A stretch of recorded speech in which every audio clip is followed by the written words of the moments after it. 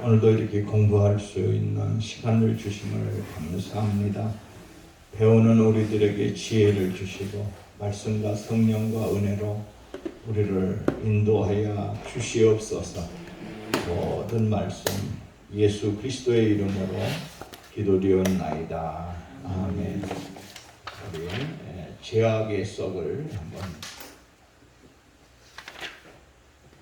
주님의 빛인 죄악의 썩을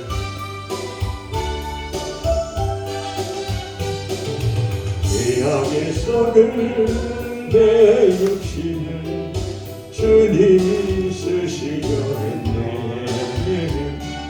죽음의 덫에 걸려있는 몸 주님이 쓰시려 했네.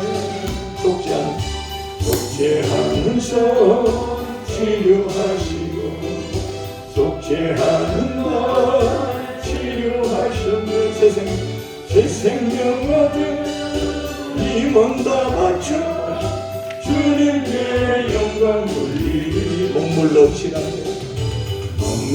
치라 내 육신을 주님이 내게 하셨네. 십자가 보여 증거하라고 주님이 살리셨네. 기도할 때에 음성 주시고 찬송할 때에 기쁨 되시네. 내 작은 입이 내 작은 몸이 주님의 붙들린 자라. 영생과 파도 비친 자 되려 주님의 비친 자 되려 주님과 심기 백하여 것만 눈물만 쏟으시네. 생명 주시니 주님이시라 능력 주시니 주님이시라. 말씀 전하여 복음 전하여 주님의 빛을 바꾸리.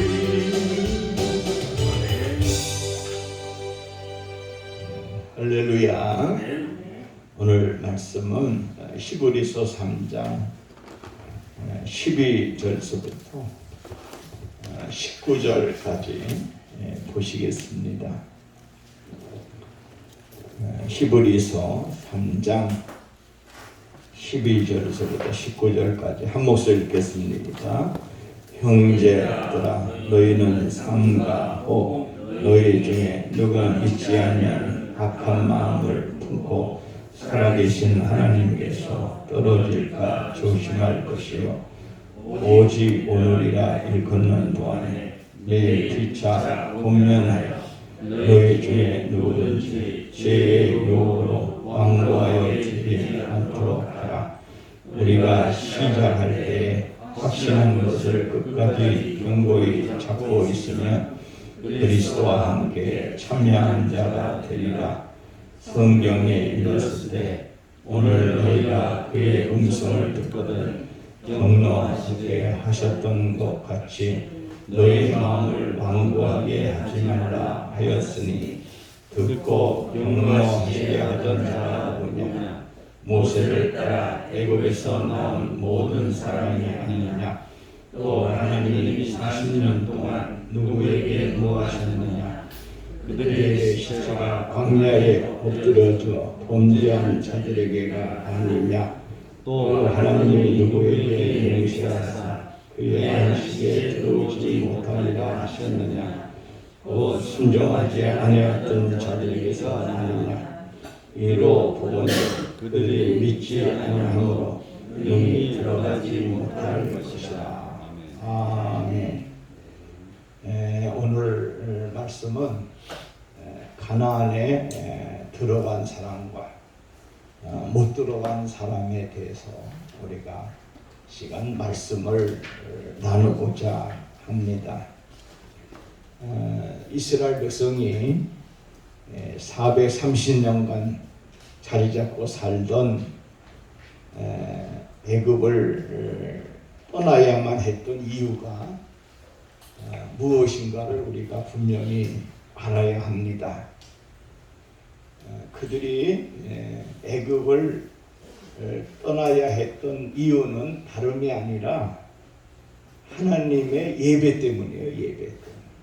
그래서 그들이 애굽을 떠나게 된 겁니다. 이 애굽은 우상과 잡신이 우글거리는 그러한 여러분 나라죠. 해와 달과 별도 신으로 섬기는 그러한 나라였습니다. 또 짐승도 신으로 이렇게 숭배하고 경배하는 그러한 일까지 벌어졌습니다. 그들이 그 바른 예배를 드리는 것은 결코 쉬운 일이 아니죠.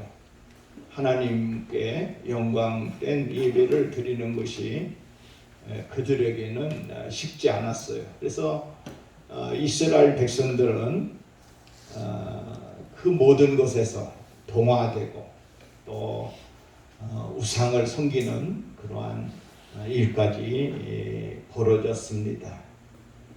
아브라함도 아버지 데라가 살던 이 갈대와 우르를 떠나게 되죠. 왜 떠났을까요? 하나님 왜 떠나라고 하셨을까요? 여러분 그것은 우상을 만드는 자기 아버지 또 우상으로 가득 찬 그 고향을 떠나야만 했던 거죠.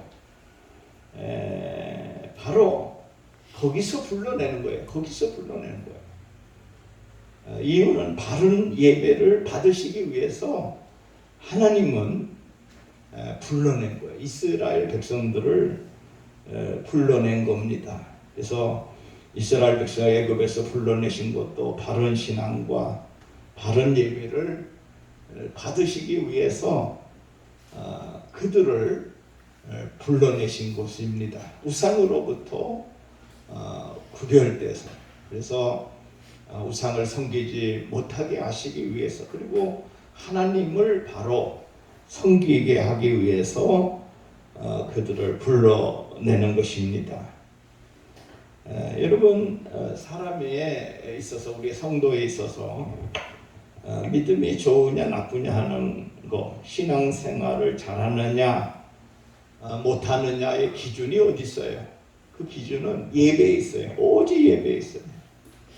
그래서 우리들이 하나님 앞에 나올 때 가장 첫 번째 여러분 우리들이 우선해야 될 것은 바로 하나님에 대한 예배가 우선시 돼야 될 줄로 믿습니다. 그래서 삶의 우선은 하나님께 예배가 우선이에요. 나 예배가 우선. 예배도 정성으로 드리는 예배가 있고 여러분 정성이 없이 드리는 그러한 예배가 있습니다. 그런데 어떤 예배를 드려야 될까요? 신령과 진정으로 드리는 그러한 예배가 되어야 합니다. 예배의 최선을 위해서 준비해야 돼요. 우리가 예배를 위해서 준비해야 됩니다. 그리고 정성으로 우리가 예배를 해야 합니다. 그래서 자세도 바른 자세. 어떤 분들을 보면 예배 드리는 사람의 태도가 다 달라요. 성도들 보면요, 하나님 교회 앞에 교회 나왔는데 여러분 다리 꼬고 앉아 있고, 뭐 어떤 사람은 팔을 이렇게 여러분 꼬고 있고, 어떤 사람은 뭐 참 예배 드리다가 뭐 움직이는 사람도 있고, 그리고 어떤 사람들은 끔도 씻고 있고 어떤 사람들은 모자도 쓰고 있고. 참 이 드리는 사람마다 여러분 어떻게 보면 이런 모든 것이 다 달라요. 이게 어떤 예배가 바른 예배일까요? 여러분 물론 모자 써라 말아라 뭐 어떻게 하자 그러지만은 우리가 가장 좋은 예배는 하나님께 집중하는 거예요. 하나님께 모든 것을 여러분 집중하고 하나님을 바라보고 하나님만을 생각하고 여러분 정말 주님의 영광을 위해서 그렇게 충성된 그런 믿음을 가지고 하나님께 드려지는 예배가 바른 예배라고 봅는 것입니다. 그래서 태도는 겸손하게 그리고 찬송도 힘있게 불러야 돼. 그리고 여러분 찬송도요 복조 있는 기도라 그랬어요. 그러니까 우리가 찬송도 정말 잘 부르고요. 또 말씀을 경청하는 자세로 들으라는 거예요. 그리고 시선을 항상 앞에 두고 이렇게 앞을 보고 들으라는 거예요. 여러분 초대교회의 경우 설교자는 앉아서 설교할 때가 있었습니다. 그러나 듣는 사람들은 서서 들었어요. 서서.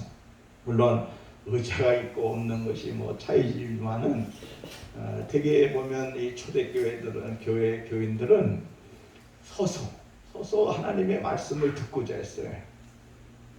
그래서 예배를 받으시는 분이 누구냐는 거예요. 예배를 받으시는 분은 하나님인 거예요. 하나님이 인정하시는 예배, 하나님이 받으시는 예배, 하나님이 칭찬하시는 예배가 진정한 예배인 줄로 믿습니다. 그 다음에 예배를 소홀히 해서는 안 된다 하는 거죠. 모든 예배는 다 소중한 거예요. 어떤 분은 그래요. 아유 목사님 대예배만 이렇게 소중한 줄 아는데요. 대예배만 소중한 게 아니에요. 오예배도 소중하고요. 소예배도 소중하고요. 저녁 예배도 소중하고 모든 예배가 다 소중한 거예요. 다 하나도 어떤 예배라고 해서 새벽 예배도 소중한 거예요. 철야 예배도 소중한 거예요. 다 소중한 거예요. 그래서 하나님의 백성은 예배를 통해서 하나님을 만나고 은혜를 받았던 거예요. 그러니까 여러분 우리가 가장 첫 번째 해야 될 것은 하나님 앞에 먼저 예배드리는 그러한 믿음의 첫 번째 생활이 가장 중요하다는 것을 믿으시기를 바랍니다. 아브라함이 어떤 복을 받았어요? 가는 곳마다 제단을 쌓았어요. 가는 곳마다. 아브라함이 가는 곳에는 다 먼저 제단을 쌓았던 거예요. 저 미국이 이만큼 부흥하고 또 이만큼 세계를 움직이는 것은 다 하나님의 섭리죠.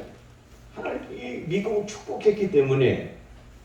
그런데 그들이 영국에서부터 신앙의 자유를 위해서 청교도들이 신대륙을 향해서 나아갔죠. 아메리카 대륙을 향해서 나왔는데 바로 미국에 도착해서 보니까 100여 명이 넘게 갔는데 많은 사람들이 또 그 도착하기도 전에 죽고 또 거기서 도착해서도 사람들이 병으로 인해서 토착병으로 인해서 죽고 그러므로 인해서 많은 사람이 이랬지만 그들이 먼저 행한 일이 뭐예요? 그들이 먼저 행한 일은 예배란 말이야. 예배고 그들이 먼저 집을 짓기 전에 자기의 살 집을 짓기 전에 교회를 먼저 짓고 하나님께 예배함으로써 하나님께 영광 돌림으로써 그 미국이라는 나라를 하나님은 축복하기 시작한 거예요. 아멘. 하나님의 그 역사가 거기에 있는 것입니다. 그래서 우리가 사람 만나는 것보다 어디 가는 것보다 돈 버는 것보다 일하는 것보다 하나님을 만나는 예배가 우선되어야 돼. 모든 게 우리가 여러분 우리가 신앙생활의 가장 중추적인 그 중심은 예배. 한번 쫓아. 예배. 예배. 예배가 중요해요. 예배가 중요해요. 성경의 모든 것들 보세요. 구약에 보면요, 하나님의 성막을 만들고 뭐 성막 안에는 번제단 뭐 여러 가지 기구들을 만들고 또 법궤를 만들고 물두멍을 만들고 또 여러 가지 그 기구들을 그 안에 또 진열하고 그리고 뭐 촛불을 켜고 뭐 이런 모든 과정 속에서 가장 중요한 게 뭐예요? 하나님께 예배란 말이죠. 예배란 말. 여러분, 예배가 회복되면 하나님과의 관계가 회복되고 하나님의 관계가 회복되어야 모든 일이 회복되고 해결될 줄로 믿습니다. 너희는 먼저 그의 나라와 그의 의를 구하라. 그리하면 이 모든 것을 너에게 더하여 주시리라 했어요. 너희는 먼저 그의 나라와 그의 의를 구하라는 거예요. 그게 뭐예요? 먼저 하나님을 만나고 하나님께 예배하고 하나님을 경외하고 하나님을 찬양하고 하나님을 향해서 여러분 우리의 마음을 드리는 그러한 여러분 상황이 되어야 된다는 겁니다. 그래서 하나님은 예배 받으시기 위하여 이스라엘을 애굽에서 바로 해방시킨 것입니다. 그리고 가나안으로 인도하기 위해서 그들을 해방시킨 거예요. 이 가나안은 아브라함과 이삭과 야곱에게 말씀하시기를 가나안 땅을 주시겠다고 그 선조들에게 약속하신 겁니다. 이 가나안은 영원한 천국을 상징하고 있어요. 우리는 오늘도 어디를 향해 가고 있어요? 가나안을 향해 가고 있어요. 그래서 문제는 가나안 땅에 모두 여러분 들어가야 되는데 가나안 땅에 못 들어간 사람도 많았고 들어가지 못한 그러한 상황이 있었어요. 그러니까 들어가지 못한 이유가 무엇인가요? 여러분, 누가 왜 못 들어갔느냐 하는 것에 대해서 오늘 15절에 말씀을 합니다. 자, 15절 다 같이 읽겠습니다. 시작. 성경에 이르렀으되 오늘 너희가 그의 음성을 듣거든 경노하게 하던 것과 같이 너희의 마음을 뭐하지 말게 하라? 완고하게 하지 말라. 완고하게 하지 마라. 완고하게, 강팍하게, 강팍한 마음을 갖지 말라는 거예요. 마음이 강팍하면 못 들어간다는 거예요. 마음이 강팍하다는 것은 마음이 돌처럼 단단해졌다는 것을 말씀하고 있어요. 비록 비도 바위에 떨어지면 흘러내려 버리고 씨도 죽어버리는 거예요. 여러분, 바로는요 마음이 강팍했어요. 애굽 왕 바로는 마음이 강팍해서 하나님이 10가지 재앙을 내리잖아요. 그 마음을 깨뜨리려고 10가지 재앙을 내리죠. 마지막 재앙이 장자의 재앙이에요.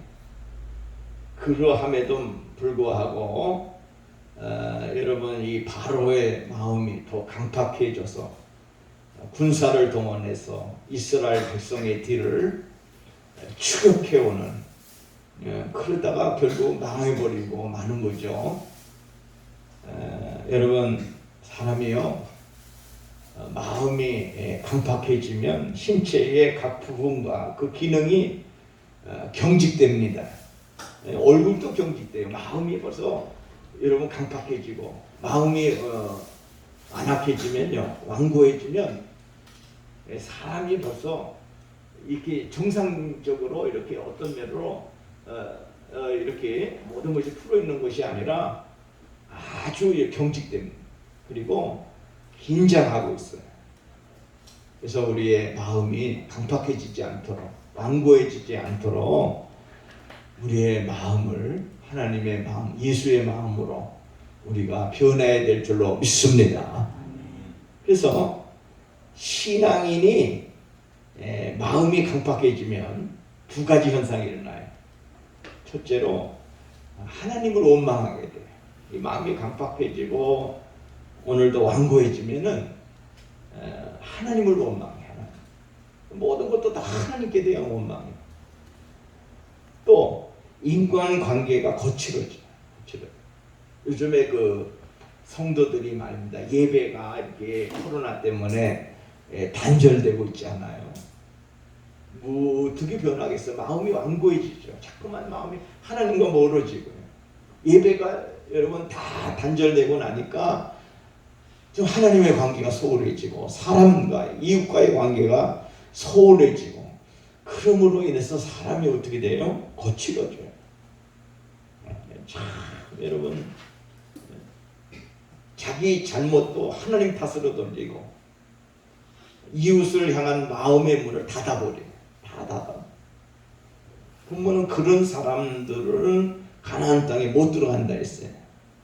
그래서 마태복음 5장 5절에 주님은 온유한 자는 복이 있나니 저희가 땅을 기업으로 받을 것이며, 땅을 기업으로, 온유한 자는 복이 있다. 땅을 기업으로 받을.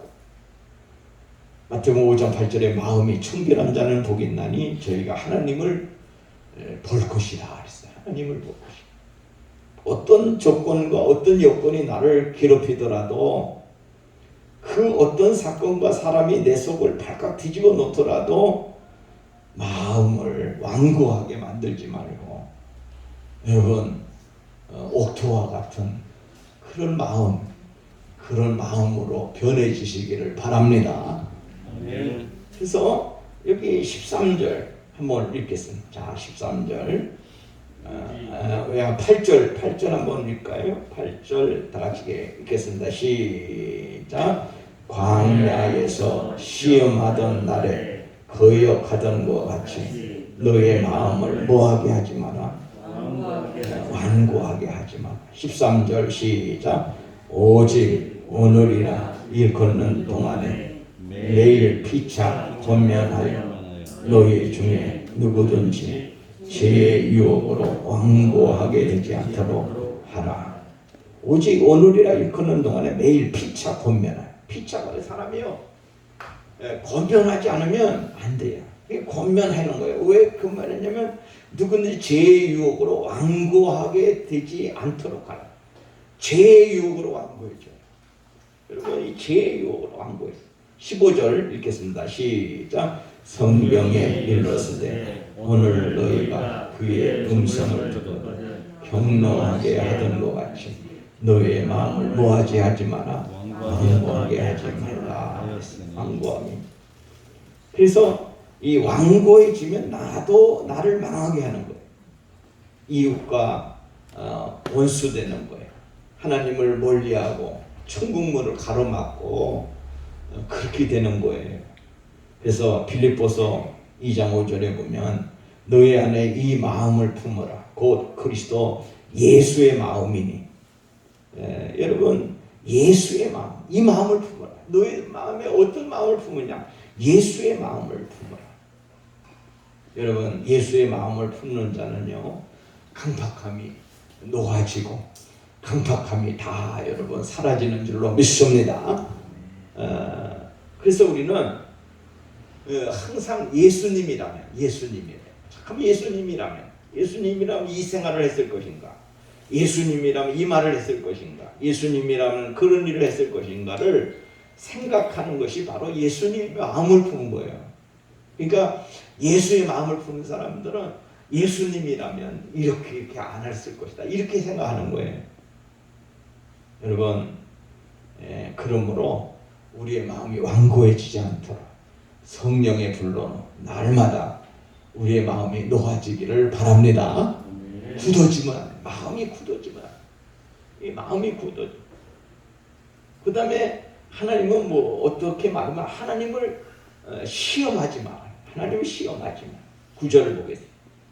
자, 9절 다 같이 읽는다. 시작. 거기서 너희 열조가 나를 시험하여 증언하고 40년 동안 나의 행사를 보았느니라. 너희가 너희 열조가 나를 시험하여. 거기서 너희 열조가 나를 시험했다 했어. 하나님을 시험했다는 것은 하나님을 과소평가하고 얕잡아 봤다는 거예요. 얕잡아 봤다. 어떤 사람은 살아계시는가 아니면 존재하는가 하나님은 정말로 응답하시는가 여러분 그렇게 의심한다는 거예요. 그래서 의심하면 불신하는 것이 시험하는 것이 되는 거예요. 여러분 마태복음 4장 7절에 보면 예수님을 시험하는 마귀에게 예수님은 그 마귀에 뭐라고 말씀하셨어요? 주 너의 하나님을 시험하지 마라. 주 너의 하나님을 시험하지 마라. 하나님 시험하지 마라. 마귀가 시험하니까 하나님 시험하지 말라면서 사탄을 꾸짖잖아요. 그래서 크든 작든 시험은 사람을 힘들게 해요. 그러나 시험 중 가장 약한 시험은 하나님을 시험하는 것이고 마귀 시험에 걸려 넘어지는 거예요. 여러분 시험의 반대는 뭐예요? 시험의 반대는 뭘까요? 시험의 반대는 합격이죠. 그죠? 시험의 반대는 합격. 그래서 모든 영적 시험은 뭐로 이겨요? 믿음으로 이겨요. 믿음으로 이기고 기도로 이기고 말씀으로 이겨나갈 줄로 믿습니다. 그래서 우리가 영적 시험이 있어. 이 영적 시험은 다른 방법이 없어. 믿음으로 이기는 거예요. 믿음이 없으면 쓰러지는 거예요. 작은 믿음이 있으면요. 그 작은 믿음 때문에 쓰러지는 거예요. 큰 믿음이 있으면 여러분 그 믿음으로 인해서 견디고 그것을 이겨나가는 거예요. 또 시험에도 기도하는 거예요. 예수님 기도하셨어요. 늘 기도하셨어요. 기도로 이기고 말씀으로 이기는 거예요. 오직 예수님은 말씀으로 이겼잖아요. 사람이 떡으로만 살 것이 아니라 하나님의 입에서 나오는 모든 말씀으로 살 것이니라. 이랬더니 마귀가 도망갔어요. 돌을 떡덩이 되게 하라 그랬어요. 그때 마귀가 물러간 거죠.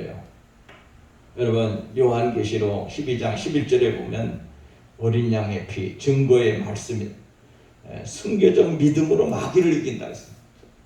마귀를 이기는 거예요.